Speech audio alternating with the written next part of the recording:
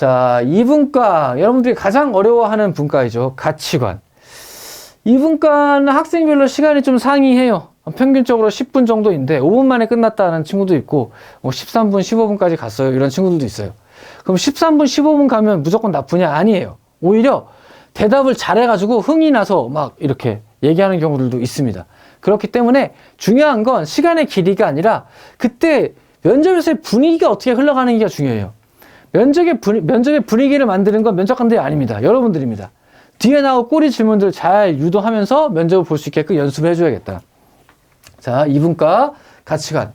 자, 이것도 평가 기준들이 좀 공개가 되어 있는데 그것도 좀 읽어드리면, 자, 국가관과 역사관에서 대한민국의 역사를 자랑스럽게 생각하는가? 이게 평가 기준들이에요. 대한민국의 건국 과정에 대한 바른 이해를 하고 있는가? 이게 평가 기준에 들어있으니까 회사에서 맨날 근현대사에 대한 질문이 나오는 거예요.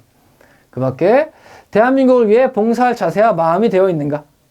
위국 헌신 군인본분이란 의미를 이해하며 실천 가능한 자원인가? 즉 장교관, 군인관, 그거 물어보는 거고.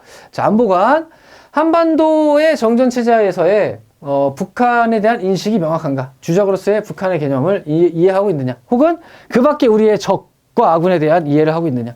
이런 것들. 자, 한반도 주변의 안보 상황에 대한 이해를. 중국이 어떻고, 일본이 어떻고, 러시아와 우크라이나가 어떻고, 맞죠? 이런 것에 대한 미국이 또 어떻고, 그런 것에 대한 기본적 이해를 하고 있는가를 물어봐요. 6.25 전쟁을 비롯한 북한의 대남 도발을 정확히 이해하고 있는가? 이게 아예 평가 기준에 들어있어요. 북한의 대남 도발.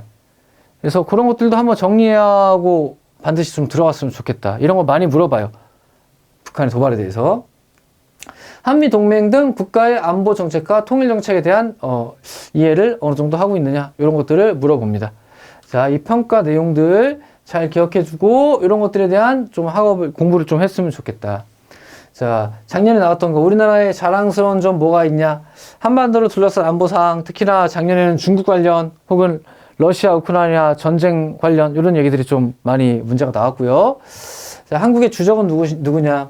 그치? 혹은 우리의 주적, 북한이라고 대답하겠죠. 북한 이외의 안보의 위협 요소는 뭐 누구라고 생각하느냐, 뭐 이런 것들이 나와 있었고, 좀 평소에 생각 안 했다면 당황할 수도 있으니까 이런 것들은 준비하면서 봤으면 좋겠다.